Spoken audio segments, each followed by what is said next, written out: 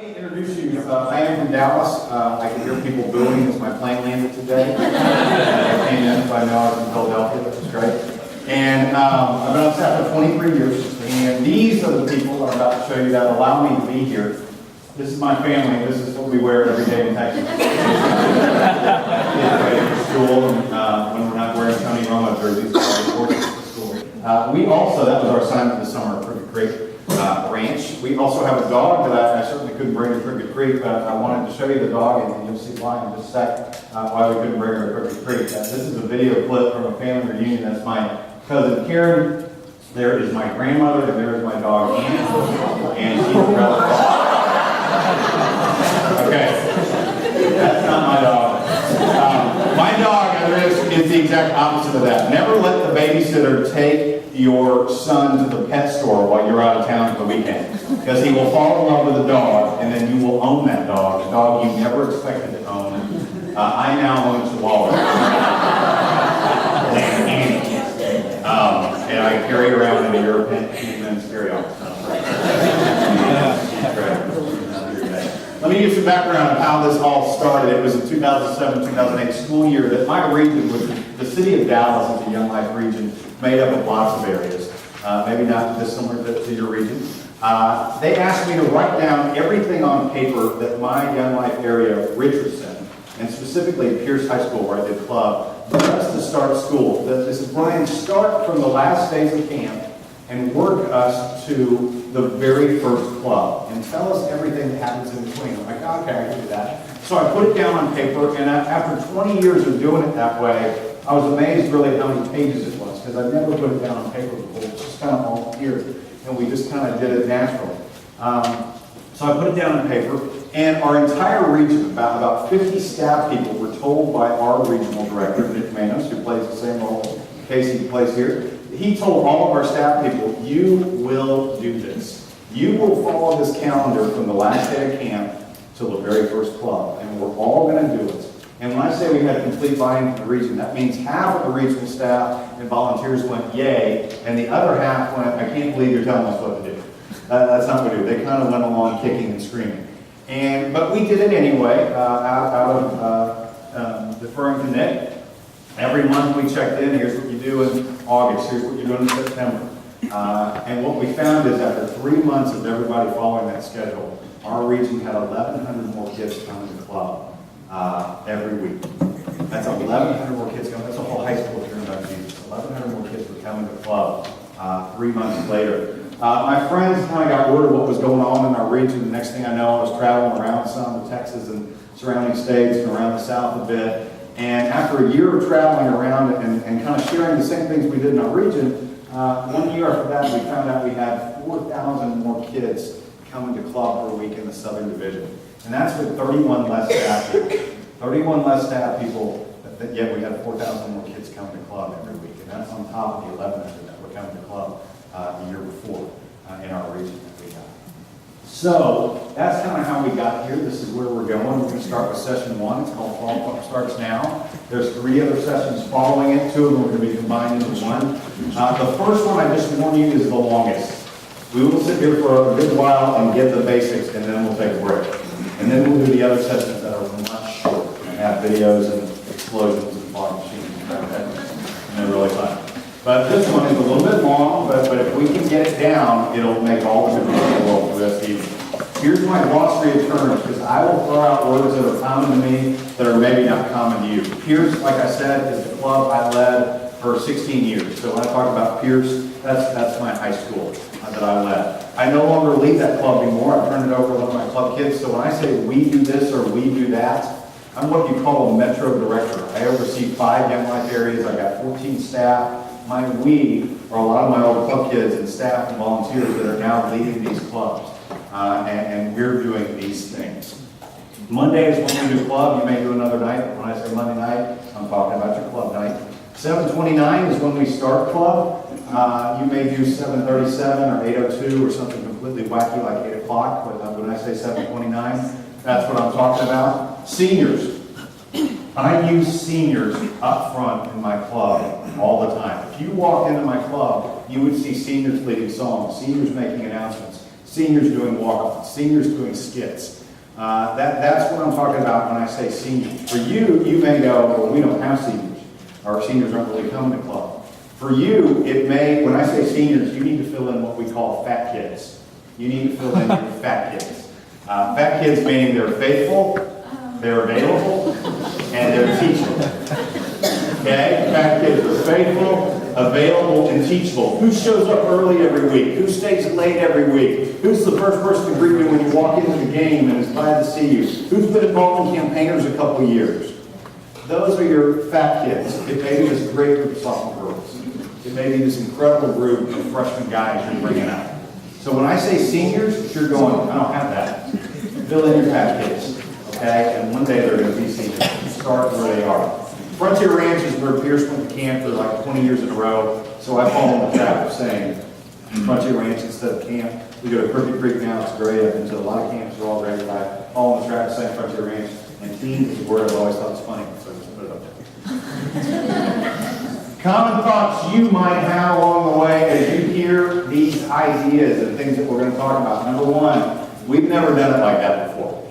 You understand, Brian, we just don't do it like that up here. That may be your first thought. Your second thought might be, that won't work with my kids. You don't understand, Brian, that's just not going to work with our kids. You don't understand our kids. Or you might combine those two thoughts, and maybe you already have. And you're thinking, dude, seriously, we've never done it like that before. My urban, suburban, skater, busy, pregnant, rural, private, still Asian, Latino, redheaded, bubble kids.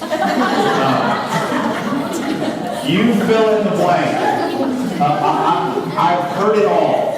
We've been from Philadelphia to Milwaukee to San Francisco to Santa Barbara to all over Texas to all points in between, Florida down south. And I always hear, oh, our kids are different.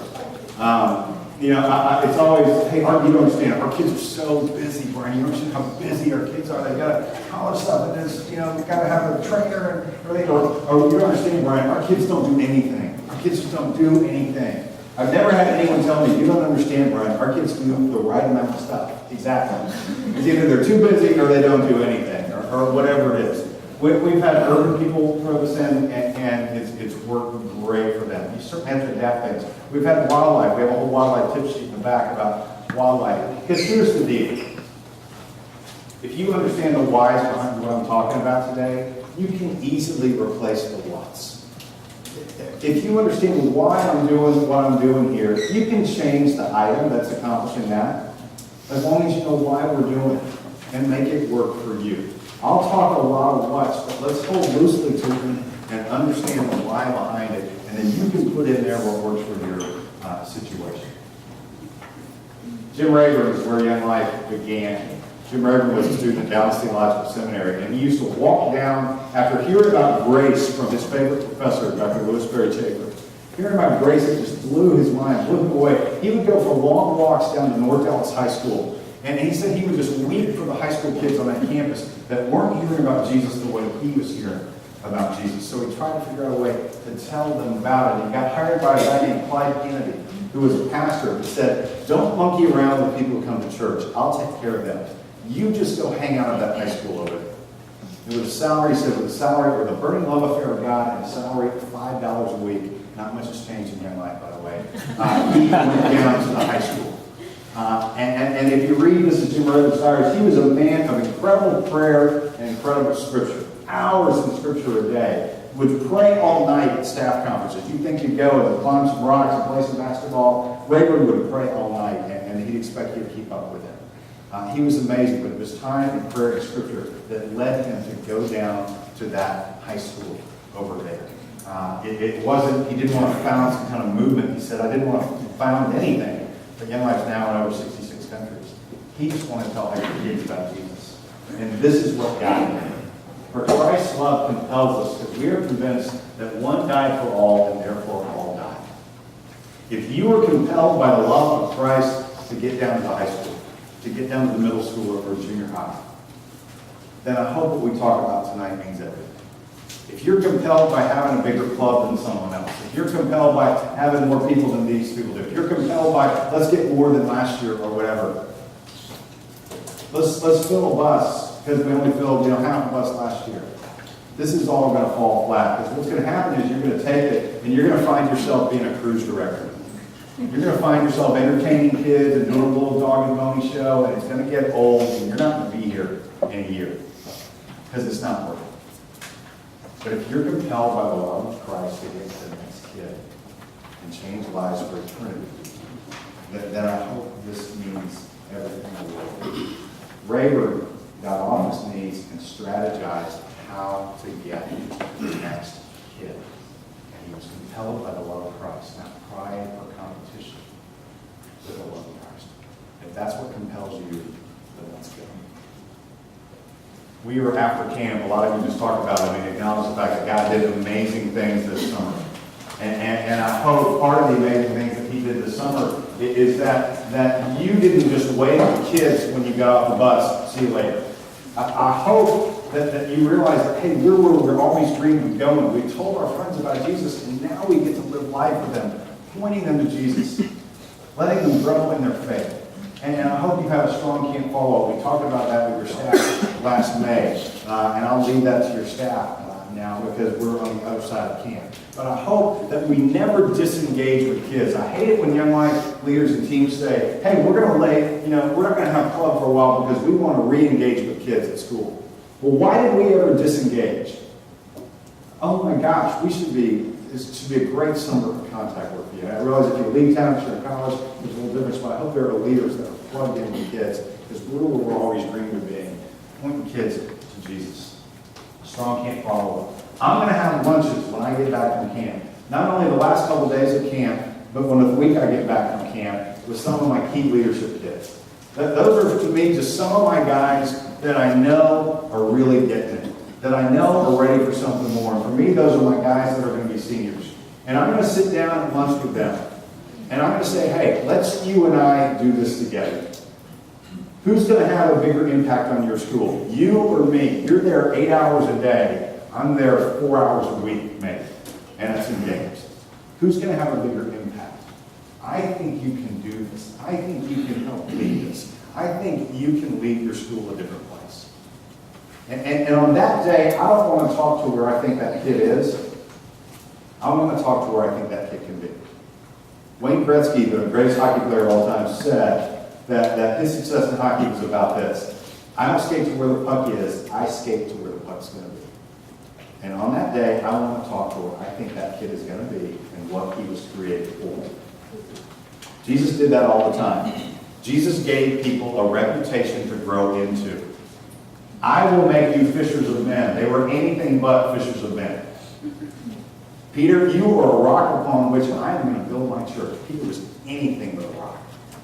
He was wishy-washy and all over the place. He was anything but a rock. But Jesus gave him a reputation to grow into, what he was created for. And I love to watch that kid light up and realize this is what I was made for. Long before we ever came up with the Young Life slogan, you were made for this. They were made for this.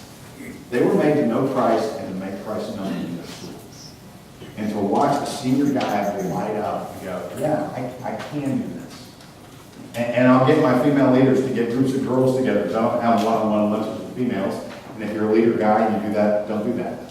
And I'll get them together. And my female leader, hey, we're going to be with so-and-so. And I'll go sit down with them and go, hey, what do you want to do this year? Who wants to lead songs? What are the shirts going to look like? Who's going to do the club cards? Who's going to help with the skits? It's your year.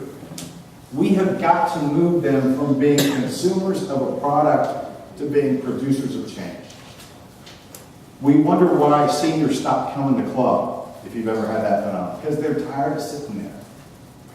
They're tired of sitting there, and we need to engage them in the process of the gospel and bring them to their school. And even those who do not know Christ will meet Christ along the way. And we'll talk about that. But I want to engage them in the process of bringing the gospel to their schools. It's time, they're seniors, it's time for them to get off their rear ends and take part in changing their school. And I want to talk to where that kid can be, not where they are right now. And it is amazing to watch them light up. I'm going to search the web for camp shirts and search the web for shirts and search the camp shirts that all my kids got for potential shirt ideas because I want a shirt that all of my kids, you don't have to do this, but I'm telling you why I do. that all my kids want to wear on Mondays. We say at Pierce High School, we'll take the worry out of what to wear on Mondays. Every other day, you got to figure out what to wear. But on Mondays, we're all wearing a Young Life shirt. And I don't want to just kind of design something and go, hey, here you lucky kids, you get to wear this shirt. I want to know what they bought at the store. I want to know what they'll spend their last $20 on at camp. I want to know what they'll go to Abercrombie and pay $35 for a $5 t-shirt. I want to know what they're willing to spend money on, and that will definitely promote Young Life. Because Young Life shirts do me no good in my garage, no good in my office, no good in the trunk of my car, no good in the back of the club room. They need to be on people's backs. So I need something they're willing to spend 15 bucks on, or whatever you choose to charge for it, and that's going to promote Young Life. And if you go on the Abercrombie side, or the Hollister side, or the Urban Outfitter side, or the American Eagle side, and all of those, you can get all the JPEGs of their t-shirts. And then I can take their camp shirts and go, what do you think of this, and what do you think of that, and what if we change Crooked Creek to Pierce, and what if we change 1941 to 729, or whatever it is, and we begin to get ideas. I'm going to get a consensus from my kids, and I'm going to order shirts. But here's what I want you to see. It's not just a t-shirt. Like, you flew all the way here to tell us to get t-shirts. It is not just a t-shirt. By the time I order that shirt before school starts, I promise you, I've shown it to 45 to 50 seniors. Easy. It's not just a shirt. It is great contact wear. Me and a couple guys are at the burrito place and Chipotle or whatever, and we're having burritos, and we're looking at a couple shirts. I'm like, well, what do you think the girls will think of this? I don't know. Let's get them over here. We text them. A few of the girls come over. Well, everybody's over at so-and-so's house. Well, let's go over there. Great. Let's show them. Hey, tell you what, is that silk screen on or is that sewn on? And I'm not sure. Is that blue or purple? I don't know. Let's all meet at the mall at Hollister, and let's go see if we can find that shirt. Okay, great. We'll be there at 3 o'clock. Okay, great. Tell you what, can y'all get some friends up at the club room at 6 o'clock and let's vote? Because some people want the camp one, some people want the Hollister one, and then some people want something different. Yeah, we'll get everybody there. I'm at the club room that night at 6 o'clock. There's 40, 50 seniors, and they're like, you know, we want this shirt, but we want the back of that shirt, Brian, but we want the front of this shirt. And I go, okay, great, we'll do that. They go, we don't want it on that color. Well, what color do you want? We want it on something bright so everybody can see it. Well, what are you talking about? And one of the senior girls runs out the door where we have a club that's in a retail center, and across the way is a 7-Eleven. And she runs into the 7-Eleven, and she gets a green, bright green Slurpee straw. And she runs back in, and she goes, we want this green. And they all, like 40 people, yeah, we want that green. And so I take that Slurpee straw, and I take the front of this camp shirt and the back of this Hollister shirt, and I take it to my t-shirt guy, and I go, I want this. And he makes it. And do you think they could wait for it to come out of the box? They couldn't. When I brought it in, once it was done, they were ripping the box open and pulling them out. Because they made it, they designed it. It was their shirt, it was their vision, they had ownership of it. And we sold a ton just that night. You think they wanted to wear it? Yeah. Do you think because all these seniors were wearing it, all the underclassmen wanted it? Yeah, absolutely. So much different than me just going, hey, here's a good shirt online, or hey, so-and-so area, what'd you do last week? Okay, or what'd you do for your shirt? Me too. Or, hey, you lucky kids, here you go. As opposed to, they bought into it. It's not just a shirt. It's 50 kids I got to do contact work with. It's 50 kids that had vision and ownership of that shirt. It's 50 kids that couldn't wait for it to come out of the box because it was theirs. And it was their senior shirt. It's a common theme tonight. It's not just a shirt. It's great contact. I get my t-shirt guy to, I say, hey, take the design of our shirt and make it into an 8.5 by 11 color insert that I'm going to put in school paper. You need to research this, but I've researched in different towns, and this seems to be true. Most high schools still have high school newspapers because they have a journalism class. Most kids in journalism class have to sell ads as part of their grade, like 2 ads per semester, in order to pay for the printing of the school paper and to get their grade. The very first day at Pierce High School, I'm not allowed to go to the school. It's a 30% Jewish school, so out of 2,000 kids, around 700 or so are Jewish. They're a little picky about who shows up at school, who's walking around the halls, and all those kind of things. But on the very first day of school, the school paper comes out. And the school hands out the school paper to 2,000 kids. Now, I don't take out an ad that is in the paper, printed on the paper. I take out an insert ad, and I'll show you in a little bit, that is put into the paper that falls out everywhere. Full color that looks just like our t-shirts.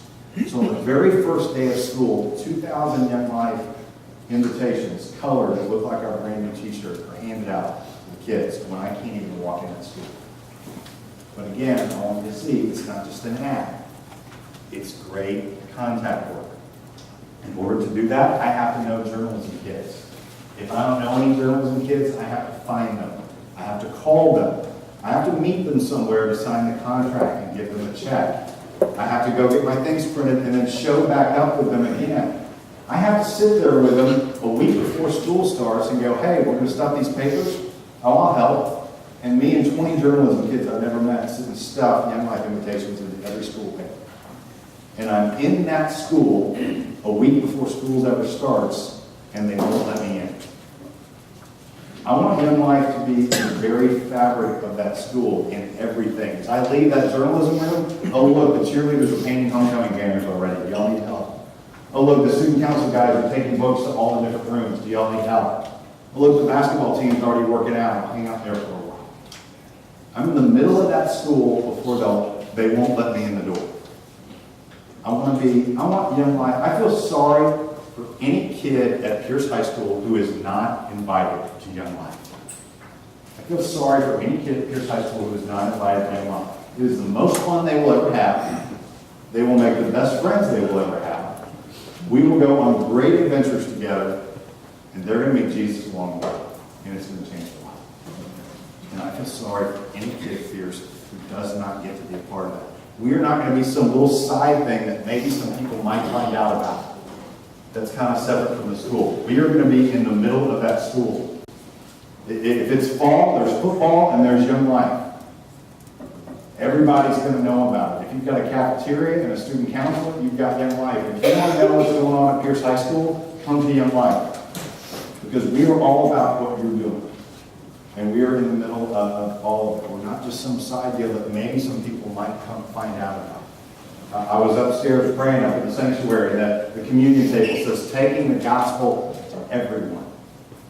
Not just a few people, not just a small group that might find out about it, but to everyone. And I feel sorry for anyone here who's going to be invited. It will be a blast, and you're going to meet Jesus along the way. So it's not just an ad. Yes, I love that 2,000 kids get an invitation to Young Life the very first day of school. I love it. And when people are talking, but it's great contact with kids I didn't know before. 1 week before school starts, maybe that's where you are right now. School in Texas started yesterday, as a matter of fact. What's today, Wednesday or Tuesday? I'm so lost. It started Monday. My kids started kindergarten. I don't know what day it is anymore. I'm just dropping people off different places. 1 week before school started, this is maybe where you are or close to. Postcards are going to be sent out to our club card list. We have a very elaborate club card list. I can't say that word. But we start asking kids when they come to club and they fill out their information, do you have any junior high brothers and sisters? And so we've got records on kids who were like in 6th grade. So by the time either they get to wildlife or they become a freshman in high school, we've already got their information. And they're receiving invitations. So we keep our database and enter people early and move them up grade by grade. Do kids read postcards? No. But do moms who drive minivans full of freshmen read postcards? Yes, they do. And they put them on refrigerators with magnets and they mark their calendars. So those go home. I'm going to deliver inserts to the school paper. Again, I'm in the school hanging out with kids before the first day of school when they won't let me in anymore. They let me in about 3 weeks later. First few weeks of school, they won't let me in. I'm going to make sure my t-shirts are ready because on the first day of school, I'm going to make sure I have t-shirts. I'll tell you why in a second. I'm going to use Facebook, Twitter, text, skywriting, whatever the kids are into next, to get the upcoming information. Kids love skywriting. To get the upcoming information out. We're going to put it everywhere. Maybe your kids are doing Twitter, maybe they're not. Maybe they're still on Facebook, maybe they moved on. Text. There's a great application called mass text messaging on the iPhone that a Young Life staff person has developed. That you can just have Young Life 729 and hit send and it'll send all your club kids. It's 99 cents this week, actually. It's a great deal, mass text messaging for iPhone. Senior meeting. The very first Monday of school. This is why I want my t-shirts ready. The very first Monday of school, I want to have something.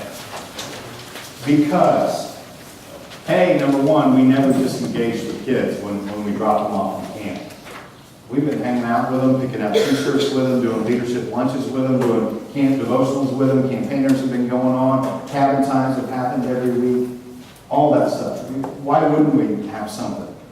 Because we never disengage with kids. But the first Monday of school, I want to have something because I think kids come back to school the same way we make New Year's resolutions. Hey, this year's going to be different. This year I'm going to be involved in more things. This year I'm going to make new friends. This year I'm going to add my college resume. Whatever it is, they're ready to do more and be involved in more. It's the first day of school, excitement.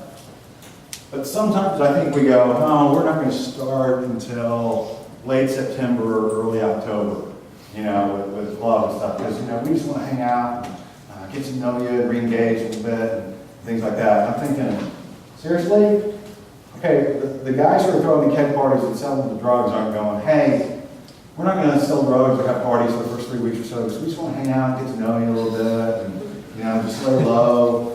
They're there day one, ready to go, offering whatever. Everybody's there day one, offering all kinds of directions to go. But sometimes, and maybe I'm only talking about Texas, we don't show up for a few weeks. We just kind of slither in the door and just kind of, I think we're here now, I think we start in a few weeks, I'm not sure, that kind of thing. The kids are back day one ready to go. By the time sometimes we show up, at least in Texas, they're already off doing other things. They've already found the things they're going to, but I want to be there day one. We're not having club day one, but I am pulling all my seniors together that night for a big meeting, very first Monday of school. And at that meeting, I'm going to accomplish a few things. I'm going to take my seniors through the whys of club. I'm going to take them through everything I take my first and second year staff people through my training class. I'm going to pull back the curtain. They are seniors. I'm going to tell them the whys of everything. Most of the people in this room, in the room for the senior meeting, probably been to camp, probably been involved in campaigns, probably been to club multiple times. There might be 2 or 3 in there that maybe this is the first thing they showed up for. But I'm not going to water it down. I'm going to pull back the curtain and tell them everything. And I'm going to get a big dry erase board and I'm going to put it up here. I'm going to ask my seniors, okay, what's the first part of club? That's the first thing we do. They always go, music, singing. No, it's not it. I go, okay, what is it? They go, game with a mixer. No, that's not it. Think real hard. Like when we come in the doors, because we hold our people outside. We have a kind of a club room, a retail space, like I said. We hold our people outside and we let them in at a specific time. And I'll tell you why we do that in a little while. No, that's not it. Like, what is it? I go, well, all of you, it seems like some point in time in my career, are usually standing in this room around 7:35, 7:40. And we hadn't started club yet. And you usually pull me aside and go, hey, Ryan, how come we're always late? How come club, you say it starts at 7:29, but 7:45 we're out in this room. I go, club doesn't start at 7:29. Really? It says it on all the shirts. Well, it doesn't start at 7:45 either. Really? Club starts at 7 o'clock. What? Come here, walk outside with me. And I'll walk them outside. And we'll go out in the parking lot. I'll say, what do you see? I'll say, well, I see, trucks with the tailgates down and people sitting on them, and I see footballs being thrown, and I see frisbees going around. What else? I see senior girls walking around with club cards, get the freshmen to fill them out. I see seniors over here selling t-shirts. I hear music playing. I see leaders hanging out with kids. I go, exactly. Nobody likes to be the first person at a party. No one likes being the first person at a party. If I do a picture party like that, we do the very first day we get back to camp, and the very next night we do a picture party. And if I'm at Chuck's Hamburgers where we do it, and I'm the first one there because I get my kids through the line, my 2 sons and my wife, and then I'm hanging out, and a sophomore girl drives by and sees just me inside Chuck's, she circles the block again and does not come in. And then she sees just me again, she does not stop. She circles the block again. Because she is waiting for critical mass to be there to tell her it's okay to stop. Because she does not want to have dinner with just me. That's just not fun for her. If it was one of my senior guys or something, they'd stop. But sophomore girl doesn't, rightly so, does not want to have dinner with just me. She wants to know people are there because, and girls know this better than anybody, High school girls know this better than anybody. They know the difference between nobody and somebody and everybody. Between nobody and everybody. If you drive by outside a club and there's 15 people there, sophomore girl goes home with, oh my gosh, nobody's here. She starts texting, nobody's. If somehow 18 people are there, oh my God, everybody's here, you gotta get it, everybody's here. There's some magic line between nobody and everybody, and I'm 45 and highly uncool, and I don't know where that line is. But sophomore girl does. So I'm going to cross that line at 7 o'clock. Even though club says 7:29 and we don't get to the building until 7:45. Club starts at 7 o'clock. Because say this is my club room. This is not dissimilar to my club room. And we don't have any windows. At 7 o'clock, I'll walk over and I will flip off the lights. And it will be pitch black. So everyone in there, all my music people, all my leaders, all my tech people, everything, they have to go outside if they're standing there in the dark. At 7 o'clock, we're going outside because the party starts at 7 because no one likes to be the first person in the party. Because if you don't do that, here's what happens. Mom, who went to Saranac in 1972, drops off her son at Young Life and says, you'll love it. He gets out of the minivan and walks in, and he doesn't know to be fashionably late, and he gets there at 7:15, and he walks into where you have a club, whether it be a living room or a club room, and here's what he sees. The music people over here playing some song they're not even playing tonight. In the corner. And then the team is here holding hands, praying. And he's just standing there and crickets are chirping. And I picture God up above you just going, psst, he's over there.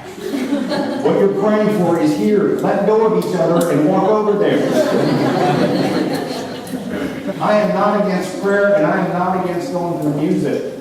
But at 7 o'clock it stops and we're all going out in the parking lot because the party starts at 7 and we're crossing the line between nobody and everybody at 7 o'clock. So when a sophomore girl drives by, everybody's here. You need to get here. One time I had a youth leader at a church. I was in the youth room and he had a whole wall of pictures, hundreds of pictures of what his youth group did. And I was looking at it and kind of looking at all the trips and things and he says, hey, you know what that, he came out and he said, you know what that wall's for? I said, what? He goes, that's for the kid who gets dropped off and knows nobody. So he can, in the awkward time between when he gets dropped off and when we start, he can walk over that wall and like look at pictures and kind of act like he's doing something and not feel awkward so we can engage him. Like, well, how sad that we have to send him over to an inanimate object to engage him. I tell my seniors, you are that wall. We will be in that parking lot at 7 for that kid who gets dropped off. And the party starts at 7 because no one likes to be the first person in the party. And that girl's going to drive by and go, everybody's here. We're going to cross that line between everybody and nobody. At 7 o'clock. The club starts at 7, no matter what the t-shirt says. Next thing, I say, okay, what's next? And they're like, songs. I'm like, no, not songs. And then go, the entry. I'm like, yeah, the entry.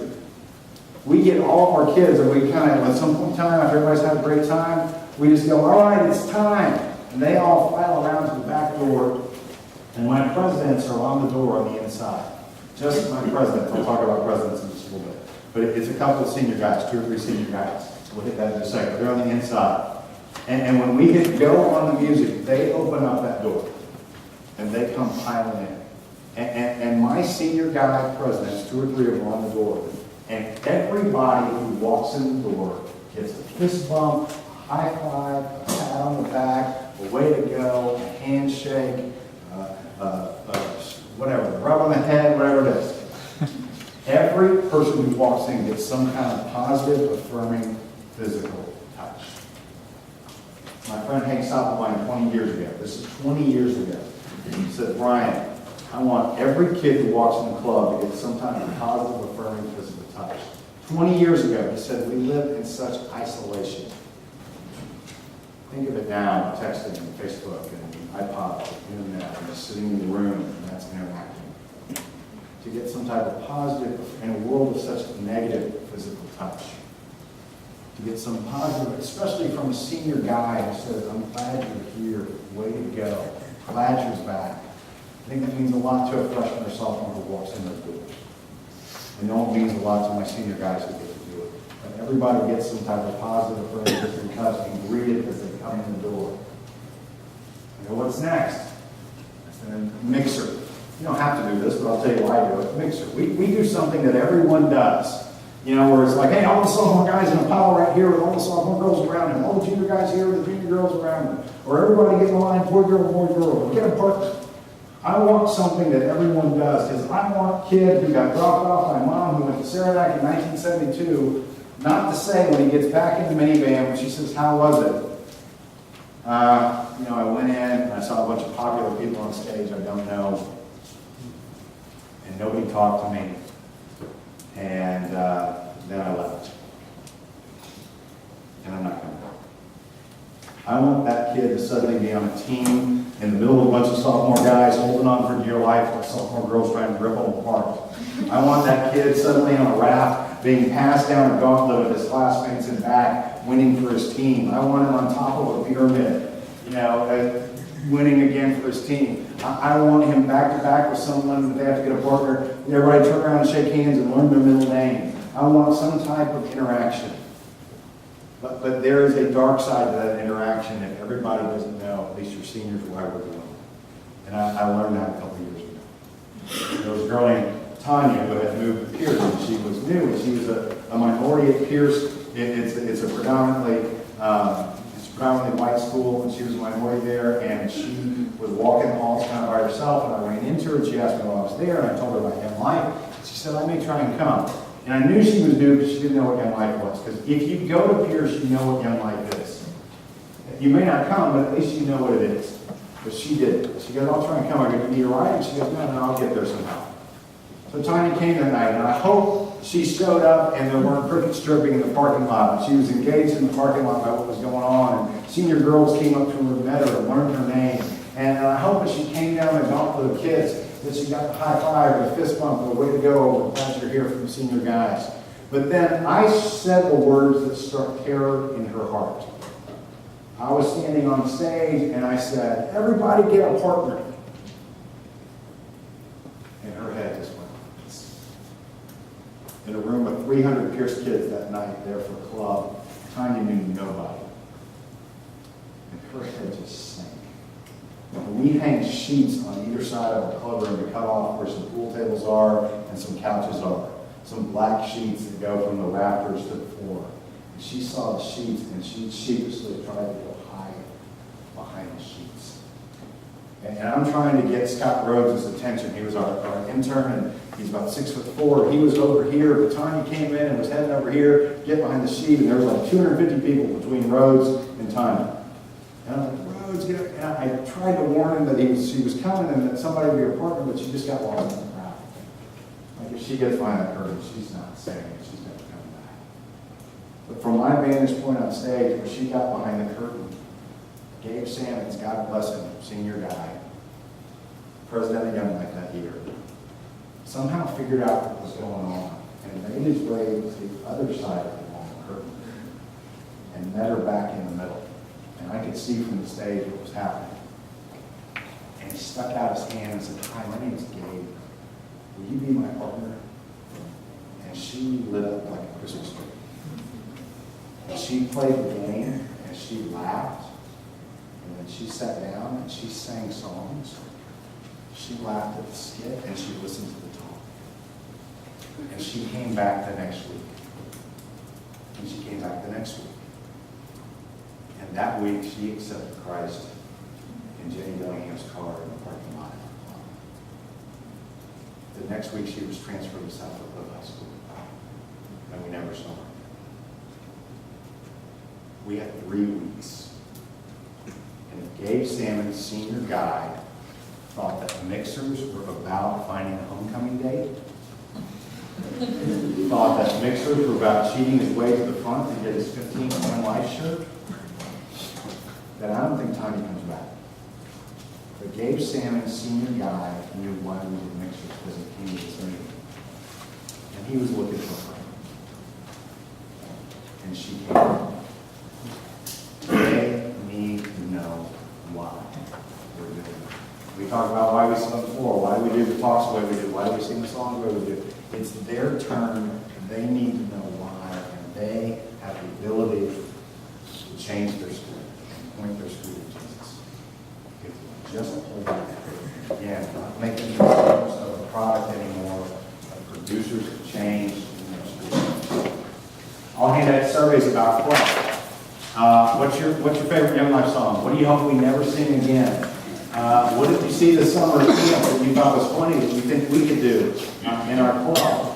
And I'll take those things and not just throw them in my desk and never read them. I will take them and plan the first few clubs with their favorite songs, what skits they saw, what they want to do, what they remember from their freshman year. If I step on any toes here, I'm sorry, but I'm not the senior team leader who takes the team retreat and we get out the computer and we go, okay, let's plan the whole semester of songs and skits and mixers. And we type them into the Excel spreadsheet and then we come back and, hey, you lucky kids, look at all the fun you're going to have. We all went away together and planned it. I want to know what they're excited about, what they want to do. And a few weeks at a time, we're talking to them, going, hey, wouldn't it be cool if we did this? Or what if we did that? And let's get you guys to do this and that. And because I want to know what they want to do. I want to, here it is. You sit there and we'll do it for you. And again, we wonder why they don't come back. We'll hand out surveys about club. I'll read the story of the very first Young Life club. Again, Clyde Kennedy hired Jim Rager and said, don't monkey around with kids who come to church. I'll take care of them. You go down and hang out at the high school. And Jim Rager would meet the high school kid at that pastor's study, and they would pray for their friends by name to come to club. And they began to pray for a guy named Vern Nichols, the captain of the football team, to come to club. And at the end of the prayer, Jim Rager calls her the little blonde beauty queen, piped up at the end of the prayer and said, I'll get her. They were going steady, and she said she'd have in the club next week. Jim Rager's leading club. It's 1939, 1940. They're having club in this big house in Dallas. And he says there's 75 people crowded in this big front hall of his house. And he's crammed up against the front door because that's the only space in the whole room. And they've done the skits, they've done the songs, and he's about to give the message. And all of a sudden the front door opens behind him, and he steps aside, and in walks the little blonde beauty queen, like she owns the place. And slouching in behind her is Vern Nichols. And Vern Nichols comes in, and she sits down at his feet, and Vern Nichols just kind of slumps down beside her, because that was the only spot on the whole floor. Rayward said that Nichols hadn't heard the songs, he hadn't heard the skits, he hadn't gotten a chance to see the funny stuff, everything like that. And he goes, I dug in and I gave the gospel the best I could. I was shaking in my boots. And he said at the end of it, Vern Nichols popped up and stuck out his big mitt and said, boy, Jim, I like that, and I'll be back next week. Rayward says in his journal that the next week was the same. That they'd gone through the skits, they'd gone through the songs. There were 75 people crammed up in this big hall. And Rayward's up against the front door because it's the only space, and he's about to give the talk. And he looks down and he sees the little blonde beauty queen, but no Vern Nichols. He thinks, oh no, they've had a divorce this week. But then all of a sudden he says the loudest clomp, clomp, clomp came across the front porch. And the front door opened right before he started. And he stepped aside and Vern Nichols comes in. And says, boy, Jim, I'm sorry I wouldn't be late. I wouldn't have been late, but I couldn't find some of these guys. And 5 teammates came trailing in behind him.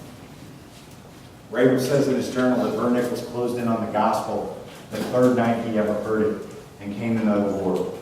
And later that fall, when he was traveling back from Gainesville, Texas, there's a spot for a high school football announcer. He was killed in a car wreck. First parents asked Jim Rager to preach at the funeral because they said, you were the only preacher he ever listened to. Rager writes, Vern Nichols was a regular ruffian who grew up on the wrong side of the tracks. And all the Lord was waiting for was somebody to get a little bit interested in Vern. A little blonde beauty queen and a little bit of sweet theological sleep. So Vern Nichols was a precious soul for whom the Lord died. Most people in this country, no Christian has ever said a kind word to. Most of the kids in our high schools are like that. A few million more of them will graduate from high school next year, Raymond said. And just like Vern Nichols, they never heard the story. And then he says, and I can't stand that. And I'll read that story from Raymond's journal to my seniors. And I'll say, who is your Vern Nichols? Who is the Lord waiting for you to get a little bit interested in? He said, a little blonde beauty queen and a little pipsqueak theological student. I told him, I can provide the pipsqueak theological student. But who is God tugging on your heart that needs to be sitting next to you? Who needs to be in your car? Who do you need to invite? Who is your Burr Nichols this year? That's just waiting for you to bring. Then I'll announce who our Young Life presidents are. You don't have to have Young Life presidents, but let me tell you why I do. I need a couple of guys, 2 or 3 guys in the school who will represent us well and know what's going on and will rally their friends and rally the troops and help lead this thing. It's guys because I'm a guy. I spend a lot of one-on-one time with these guys, going to Taco Bell or whatever and planning skits and things like that. We have female presidents, but we have female staff. It's great. They do a great job. For me, when I'm the senior guy leader, it's guys, because I work close with guys.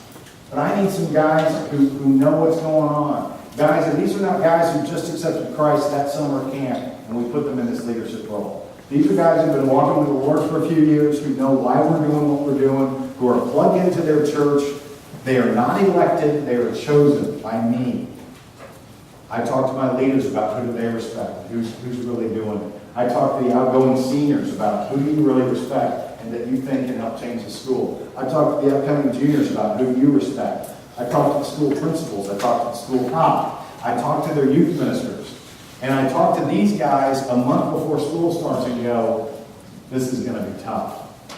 And you're going to be living life in the spotlight. And you need to think about not doing this. And if you don't do it, I will have no disrespect for you. But I want you to leave and pray about it, and you can't tell me yes for another week. And then we'll talk about it.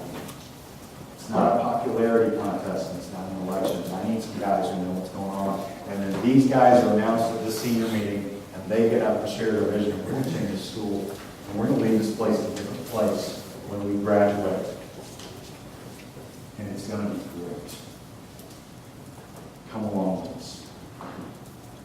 That's why we choose presidents. And you don't have to do it, but that's why I do. All of those seniors are sent home with flyers to invite their friends, seniors, juniors, and sophomores to the next Monday meeting. It's not club yet. First Monday of school, senior meeting. Second Monday of school, what we call pre-club meeting. No freshmen are allowed yet. All those seniors go back and invite their underclassmen friends, except freshmen, to the next meeting. So the next Monday, we have what's called a pre-club meeting. It is a blast. We cast vision. Hey, if you think this place is crowded now with all the people the seniors got here, wait till next week. You won't be able to move. You won't be able to breathe. It's going to be hot, and it's going to be a blast. And if you bring your friends, we guarantee you they're going to have a blast. It's going to be great. And then we do one of the things I just think is just so key to what we're doing. We break up into groups of 8 to 10 kids per group with a leader or a senior president with each group. And I ask them to answer these questions. They're in your handout. How did you first hear about Young Life? Why did you come? And what was it like when you walked through those doors? How did you hear about it? Why did you come? And what was it like when you walked through those doors? And I give them about 10 or 15 minutes to all discuss. All different groups everywhere. People laughing, people telling stories. I kind of hang out. And then I get up and I stop and I cut it off. I go, okay, tell me some stories. Come on, somebody tell me a story. I heard y'all laughing, somebody tell me a story. And then Jordan Fraser gets nudged and gets up. And he goes, okay, well, when we were sophomores, Laurel Paul, a senior girl, and she came to our table and she was gorgeous. And she had flyers and she wrote her phone number on the back of the flyer. And she said, call me if you need a ride. So we all called her. And she came and got us. So we came. And then Rebecca Dillingham stood up after Jordan did. Rebecca goes, oh my gosh, Scott Rhodes, the guy who I said was one of my interns. He was a club kid first. He was one of my club kids. Because when he was a senior, he came to our table and he had the dreamiest blue eyes. And then a few people laughed and she goes, I think that's kind of cool.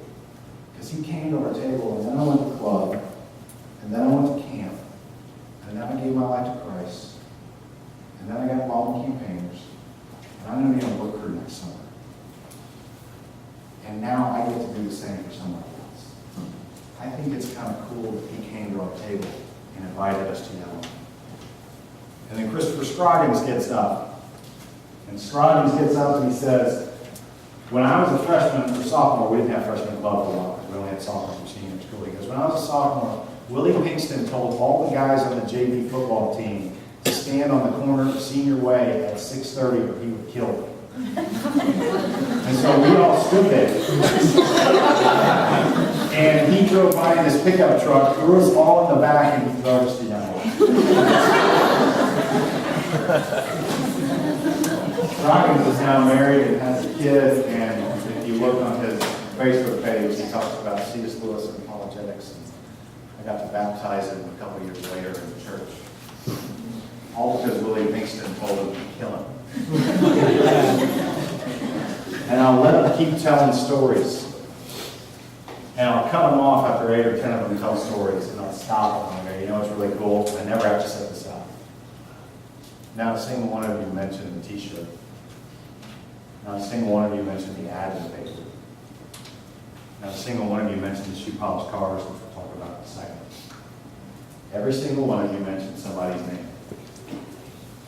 Every single one of you mentioned their name. And I'll show a clip from the end of the second Lord of the Rings. 9 hours of my life, I'll never get that. At the very end, Sam and Frodo are talking, as they do a lot.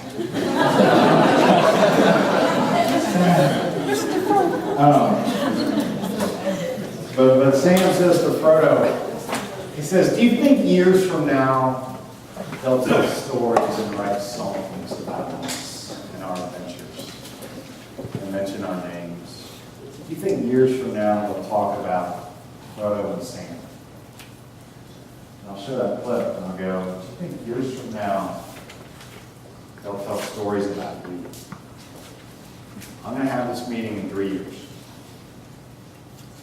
Do you think years from now anyone will mention your name? You all mentioned somebody who's a junior in college right now, and they're long gone.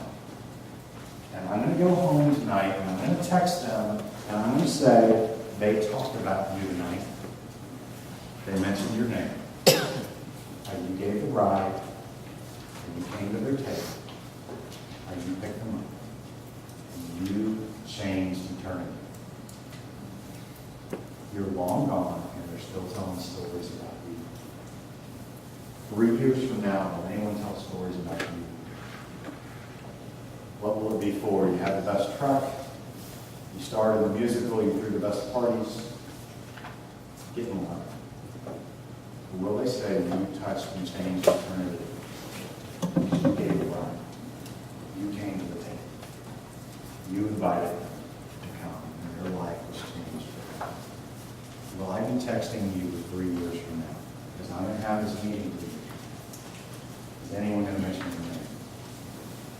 Then I'll put them back in their groups and I'll have them think through their niche in the school. Young Life, before, if you've ever done this, we talk about key kids. Every kid's a key kid. Every kid has their niche in the school. Maybe it's the 2 guys who skateboard out in the courtyard at lunch. Maybe it's the 2 people they sit with in the hallway because they don't go in the lunchroom. Maybe it's the person who sits next to them in algebra. Maybe it's the JV girls golf team. Maybe it's all the JV football guys. Whatever it is, everybody's got their niche. Maybe it's 20, maybe it's 1. But who's your niche? Who are you going to influence? Who's going to be sitting next to you? Next to you?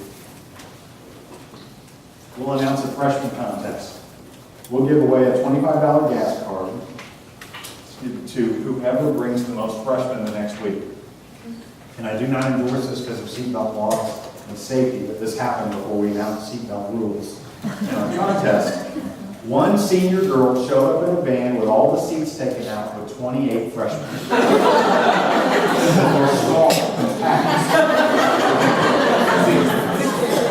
It really was like a clown car when you open it up. They just, because we have them pull up to a certain point and we mark off who came and who did it. They just kept getting out. And it was amazing. But I hear about some clubs who don't have any freshmen coming, or 2 or 3 freshmen coming. I go, seriously? One senior girl can get 28 freshmen there. But a whole team of 6 and a senior leader or staff person can only get 3? Tell me why that's so. We had 100 freshmen at that first club at Pierce. And I believe in relational ministry. And I'm the senior leader of that team when this happened. But I had never met a single one of those freshmen before that. We had 100 freshmen. I gave away relational ministry to my seniors, and they went and did it way better than I ever could. And that girl, she's pretty affluent. Pierce is a pretty affluent area. She didn't need a $25 gas card. I think she did it because someone else did it for her when she was a freshman. Todd Pinkston, who leads the senior club, but the Pierce Club these days, he was handing out flyers to seniors to hand out to their friends, and he gave this one girl this big stack, and he's like, she's not going to hand all these out or give them out for phone number on them. They're going to wind up in the locker. I gave her too much. He goes, are you sure you can handle that many? She looked at Todd with big wide eyes and said, oh, Todd, I've been waiting for this for 3 years. It was her year to go make a difference, and she couldn't wait. I think that girl brought 28 freshmen because somebody brought her. And it was finally her turn. We'll shoe polish cars. We'll put Young Life 729, I'll show you this in a minute, on every car that's there, including the leaders' cars and my cars. So everywhere you go on the back windshield with white shoe polish, you will see Young Life 729 at the grocery store, at the stoplight, at the football game, at the volleyball game. I'll drive down Senior Way the next day, and it's all Young Life 729. Just everywhere. Because I want every kid to know my family. Not just a few kids, every kid. We'll sell the next round of t-shirts. Seniors bought them the week before, so yes, now sophomores and juniors want them. It's their turn. And we'll hand out flyers, not to hand to each other, because they know each other are coming, but to walk up to a table and write a phone number and say, call me, text me, I'll give you a ride. You need to come. And we'll load them up with flyers. It's like a big club pep rally. Some people, this is the first thing they ever come to. And they're like, this was a blast. I'm like, this was a planning meeting. Wait till you come next week. It'll really be fun. If you like it. Friday night, game time. Tailgate party. Football's big in Texas. Football's big here. On Friday night, everybody's at the football game. There's usually a tailgate party that the parents put on, one of the groups put on. We're right in the middle of that. We key parents. Shoe polish cars are all over the parking lot. You can't walk anywhere without seeing them like Monday 729. Leaders are in the stands in new shirts. There's a leader on the sideline, usually me shooting video. Not because, oh look, we've got video. Yay, VHS tape, this is great. So cutting edge here. Not that. But what I want to do is say, hey, look at all the great things we did together this week. Not even look at you, but look at what we did together. My friend Jay Thompson, who's the staff in Fort Worth, Texas, says if club is on Monday night is at the end of the week. You've got to have end of the week mentality when it comes to club. That Monday is the end of, let's say we're all one big Young Life team. And we're all doing contact work at the high school. And if all week long we're living life with our friends and having a blast and at their things and they're at our house and all that, if we're hanging out, and then you're all doing that with your kids, I'm doing that with my kids, do that with your kids, and then we're all going to be the same place on Monday night, why wouldn't all the kids we've been living life with all week long want to be the same place? Because all their leaders they've been spending time with all week long are going to be there too. It's the end of a great week of contact work, and now all those people are going to be in one place. Why wouldn't we all want to be there too? So shooting the video, I'm at the volleyball game, and I'm at the pep rally, and I'm on the sidelines for the band at halftime, and I'm looking at the stands during the game, and saying, hey, look at all the places we were together this week. Not look what you did, look at what we all did together. Kind of like the camp video and club. At camp, hey, look at what we did the last 24 hours. Not what you did, what we did together. And all the places we were together. Music practice, the Sunday before. I don't do this every Sunday before club. The Sunday before the very first club, I definitely do it. Because 7 o'clock, those lights are going out, and I'm going to be in that parking lot. I guarantee you I'm going to be in that parking lot at 7 o'clock. So we're going to test out the sound system first club. Because all the demons come live in the sound system during the summer. And you can't find that cord that goes to the iPod, or it doesn't work. And so you got to make sure everything works. All my musicians and singers, I might have 11 or so kids that help lead songs. Do you need 11 kids to lead songs? No. Is it more fun with 11 kids? Yes. It's great contact work. But they need to understand what success is. Success is not that people get real quiet so they can hear us sing. Success is not that our four-part harmonies are incredible, because they're not. Success, don't ever call us the worship team or I will kill you. Kick you out, because that is not what we are or who we are. They need to understand what success is. And success is this, that kid on the back wall is sitting there like this. At some point in time, leans forward and does this. And claps along to a song. That kid on the back wall was like this. At some point in time, leans forward and is linked up and swaying people he's never met in his life. That kid on the back wall who's like this is suddenly leaning forward and making assorted jungle noises. Barnyard animal noises. Till the lion sleeps tonight, or whatever song you got parts to. Success is moving that kid on the back wall from this to this. From spectator to participant. Because if you can move him from spectator to participant on Miley Cyrus or Fresh Prince of Bel-Air, then maybe you can move him from this to this on the gospel. From spectator to participant. You say camp is filled with all kinds of I could nevers. I could never rappel, or I could never climb a mountain, or I could never ride a horse, or just whatever it is, or I could never climb the rock wall, or whatever it is. As you and your cabin defeat those I could nevers together at the beginning of the week, it's amazing how the I could nevers at the end of the week fall much easier. I could never give my life to Christ. I could never go home and say I became a Christian. I could never follow Jesus. As you accomplish the programmatic I could nevers together, it's amazing how the spiritual I could nevers fall much easier. And as you can move a kid from this to this on Brown-Eyed Girl or whatever, you can move a kid from this to this in the gospel. And it is so great to circle up with my seniors at the club and not have them going, oh, I can't believe all the feedback, and this mic went out, and you know, I can't believe they couldn't hear us or whatever. But instead they're going, I can't believe those guys sang. I can't believe those girls shut up and talk. I can't believe you see those guys in the back, they came back this week. Because they know success is moving their friends from spectator to participant. And they need to understand why they're up there. We'll set up a rehearse pray, we'll have a drive-by t-shirt sales and shoe polish party outside. We'll have a t-shirt, the table set up with t-shirts, and our seniors are out there texting people, hey, get over here, get your shirt. Take the worry out of what to wear on Monday. We're all wearing them tomorrow. You better get one. Get your freshman brothers and sisters over here. They'll be the only people who have them. Come by and get your car shoe polished. We'll be shoe polishing cars, selling a t-shirt, sending them on their merry way, getting them ready for Monday. It's a blast. It's a lot of fun. All right, you have made your way from after camp to the very first club. Congratulations. Here we are. Text messages, flyers everywhere. I can't touch a flyer in my school. I'm not allowed to distribute religious material. Apparently our flyers are inspired by God. I cannot distribute them. So, but kids can. I just walk around and go, how's it going? You know, we're going over to the band hall. Okay, we're going over to the cafeteria. Okay, we're going over to the gym. Great. Who you bringing? I got the JV volleyball team. All my brother's friends are meeting us at our house. They're the ones doing it. I'm just walking around going, this is great. Good job. Keep it up. Seniors arrange rides, everybody there extra early because nobody likes being the first person at a party. And then I get the privilege of showing a camp video that night to all the people who 10 months from that day, I'm going to be standing in the camp store with going, hey, what's the best selling t-shirt you got? What do you guys think of this for next year?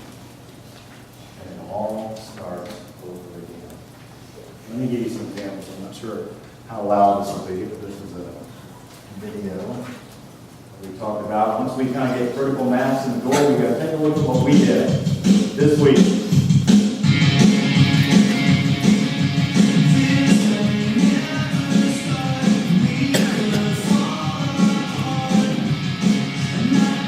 We had different groups in there, from the dance team to the choir, football team.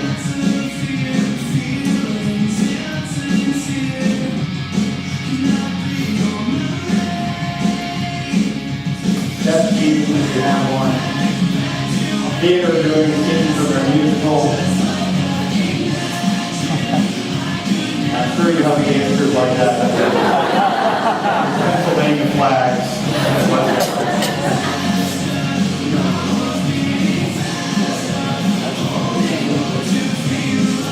You get the idea. It goes from there to the volleyball game that night, to the sidelines of the band at halftime, to trainers. Just look at where all the places we were with you this week. There's Lindsay Nelson. She's polishing her car. There's kind of a look we go for. I only get a shoe polish to about 2 or 3 girls because I want it to look uniform and planned and the same. And we only do the back windshield. YL Monday, 7/29. I was walking to the tailgate party on Friday night, and it's 7/29, 7/29, 7/29, 7/29. I turned, and that's what I was passing. And that's what you see all over the stadium. In April, I was coming back from a training time in Tulsa, Oklahoma. I got back to the airport and I drove back to my neighborhood. The first car in front of me in my neighborhood says Young Life Monday 7/29. This is in April. This was shoe polished in August. Kids keep it on like forever. It's just kind of what they do. That's a look of just some of the t-shirts we've done with 7/29 in the back of the athletic look. You put a couple hundred of those or 30 of those, whatever, walking through the halls. People know 7/29. That's the shirt that it was the most popular shirt of camp summer before last. It was black and it had the life kind of in the rainbow look on the front. Our kids wanted it on the back, and they wanted it pierced with Monday 7/29 on the front, and they wanted it on sparky straw green. So that's what we did. But you get those, where those 7/29s walking through the hall and people notice. That was our t-shirt on green a few years back. They're still at camp. But that's the ad in the paper with the t-shirt look. With 300 of your career strengths can't be wrong. Tells you how to get your car shoe polished, how to get a t-shirt, how to come, when the senior meeting is, when the pre-club planning meeting is, all those kind of things. 2,000 kids get those. A few different examples of what can happen. Berkner High School, which is in my area, down on the other side of the tracks, kind of from Pearson. They didn't even have a big enough club where they were going to another school's club because they didn't have enough people to really have their own club for a few years. And finally, we hired somebody, a new intern, and they said, heck with that, we're going to do this. And they got 11 seniors to say, we're going to do this. And they picked out that shirt, and they told the Bird Nichols story, and they did all that. And those 11 seniors from a club that couldn't get enough people in the living room to have their own club got 160 kids at their first club. You can see them wearing their shirts. Frisco High School, where I went to their first club 2 years ago, and there were 14 kids. You talk about 14 kids in Australia. There were 14 kids in a living room with a giant sound system set up. It was like, can you hear me? Yes, we can hear you. Seriously, drop the microphone. 14 kids in a living room. We brought in the club strategy into our region. They bought into it. This is last April with the Black Light Club. They had over 200 kids there. From 14 kids in the living room. Plano High School, Plano East High School, where they told me it couldn't be done. You don't understand, Brian, our kids are too busy. We're on 3 separate campuses with the grades on different campuses. They don't even mix. They don't even see each other all day long. It can't work here. They had 30 kids meeting in a classroom for club. And finally, if you say it can't work long enough, I'll eventually believe you and say, well, I guess you don't have a job. And so that person moved on, and we brought someone else in there who said, I think it can work. At their first club, they had over 200 kids in the club. In a place where for 10 years we were told, it can't work. You don't understand. Our kids are different. They're too busy. They're on 3 separate campuses. They have open campus lunch. We don't ever see them. Blah, blah, blah, blah. It can't work. Well, one person said it could, applied a club strategy, and over 200 kids coming to Plano East. Allen High School, I told you some staff went kicking and screaming. Chris Trevathan said you don't talk about numbers. The nerve of you even coming in here talking about numbers. That's just not our deal. Chris had 40, 50 in the club. He took half of us to camp every year. But because he was told to do this strategy, there's nothing wrong with 40, 50 kids coming to the club. That's awesome. Great. Wonderful. But because he was told to do this strategy, and he did it kicking and screaming, he had over 400 kids involved in club last fall at Allen High School. He took over 200 to camp. 200 to camp. He had 170 spots, and he took over 200 to camp. He just kept going. Now we told him to start wildlife, and he said, okay, because he saw what happened with this. That's what 11 kids look like leading songs. That's a leader, and that's a leader. Senior, senior, senior, senior, senior, senior, senior, senior. The two big football players about to do the hand motions they made up to the line, and the butterflies fly away. Having the time of their life. You think they're going to sing if I get up there, 45-year-old me, hey kids, let's sing some Miley Cyrus. And run for your life. Or if their friends are up there going, this is going to be blast. Watch this. Oh my gosh, that. It's me, forget it. It's not going to happen. Those are seniors before club. There's one staff person in there. There's Todd Pinkston, who leads the Pierce Club now. The two walk-on characters are seniors, the extreme yodelers, the tech people, the song leaders, the people who are doing skit that night, all praying before club. Where are my leaders? They're out in the parking lot with kids, meeting kids, hanging out with kids, making plans with kids for the weekend.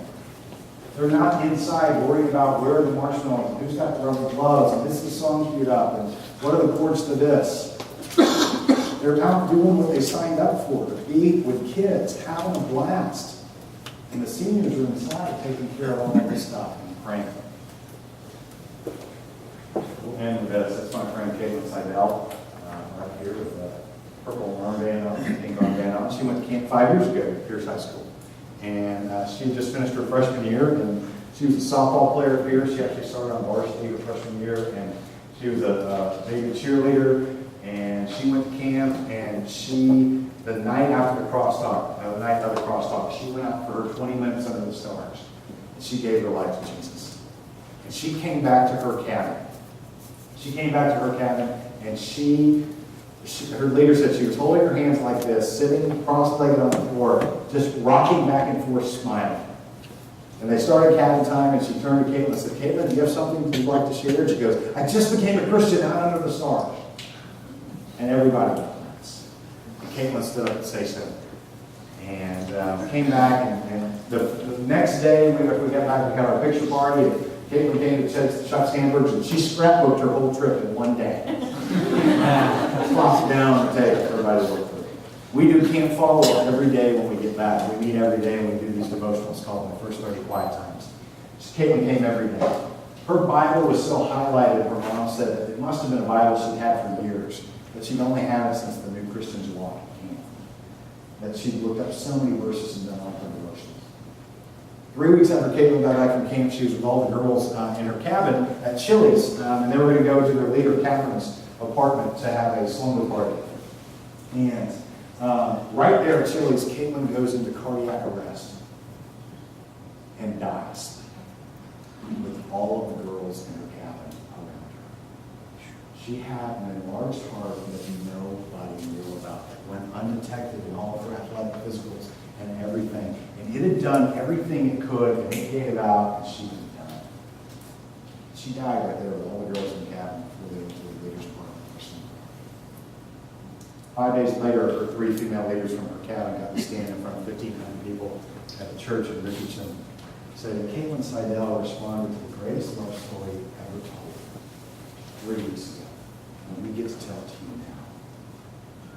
Caitlin's My First 30 Quiet Times book was open on her desk. It was on the page that says, how do I know Jesus lives in my heart?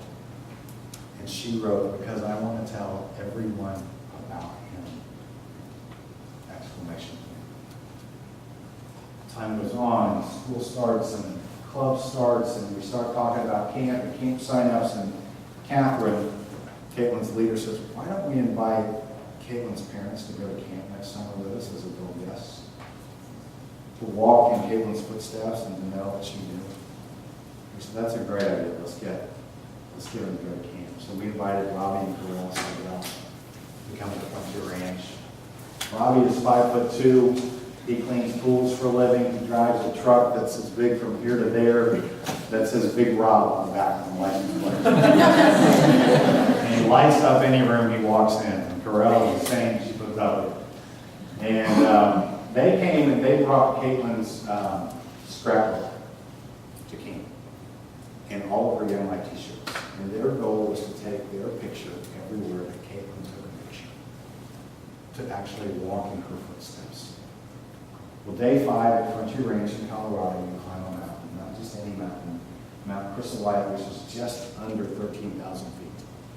It is a long day. You get on buses, you drive out in the middle of nowhere, out in the mountains, no civilization anywhere, and you climb all day. Robbie's got bad knees. I told you he's 5'2". He's got short legs and really bad knees. He gets halfway up and says, I can't do it. I can't do it anymore. And Correll says, Robbie, you got to go to the top. Caitlin got to the top. We got to get our picture of it. He says, I can't do it. And he starts crying, and he goes off the trail into the trees. And Correll decides to go on without him. A few minutes later, Robbie overhears 2 leaders, who must have been older leaders because they had a 16-year-old son, talking about their 16-year-old son that they lost to cancer.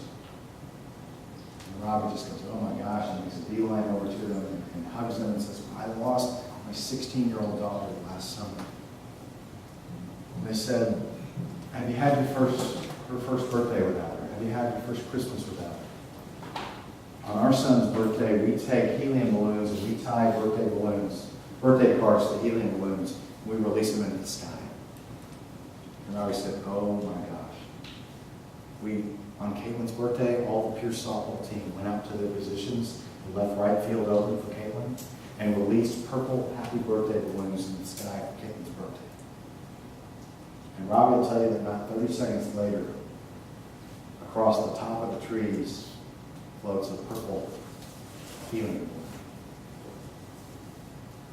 And it comes to rest down in the woods down by the creek. My friend Gail Akers, who's an adult guest host, goes down and gets the balloon and brings it to Robbie and says, Robbie will never believe this. And it says, happy birthday on the side. And Robbie's completely overwhelmed and doesn't know what to think. And what would you think? And he takes the balloon and he gets it in his backpack and zips around it so it doesn't pop. And after an hour or so, Correll comes down the mountain and realizes something happened and he's different, but he's not ready to talk about it. And so they get on the bus and he's just quiet. And they go to the adult guest lodge and they're resting. And I go up there later that afternoon to hang out with him some. And Robbie pulls out the backpack. He pulls out the balloon, happy birthday on the side. And he tells the story. And we all just start crying. 2 days later, I had the privilege of sitting in the rocking chairs in front of the store with Robbie. Our friends were in, Correll were in the store. It was just me and Robbie for 45 minutes. And I got to tell him about how he lights up a room, and God made him to do that. And I wish I could do it. I got to tell him about the father God wanted him to be to his son Sean, who was in college and not doing well. And I got to tell him about the Jesus that Caitlin knew, that she wanted her dad to know. He was talking about suicide and giving up. Why not? I said, Robbie, I think it's time you accepted Jesus. And he looked at me and he said, what do I have to do? Do I have to say something tonight? Do I have to say something now? What do I do? And I said, Robbie, do you want to pray? And he reached across wearing a purple armband for Caitlin and grabbed my wrist hard and said, I thought you'd never ask. And he prayed to receive Jesus right there. And then our friends came walking up not knowing what had happened and said, let's take a picture. And so that's 30 seconds into Robin's walk with Christ. And then we went up to the snack bar.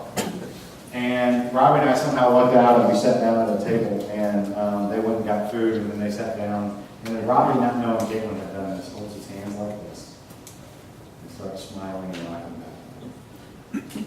And in the exact same words of Caitlin says, I have something to tell everyone. I just accepted Jesus out of the Lord.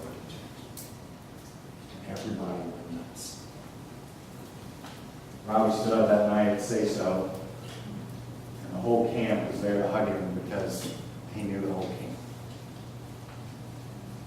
Robbie's story doesn't end there. That was 4 years ago. The past 4 years, I've had the privilege of sitting next to Robbie and Correll in church every Sunday on the front row. And when I'm away on Young Life assignment, Robbie emails me pictures of my seats with orange cones in them.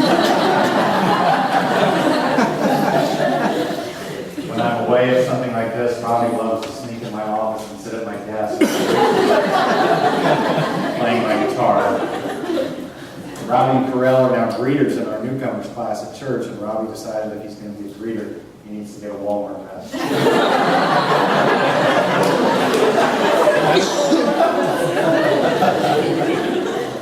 But Robbie and Carell is my son's BSF Bible Study Fellowship 5-year-old leader as well.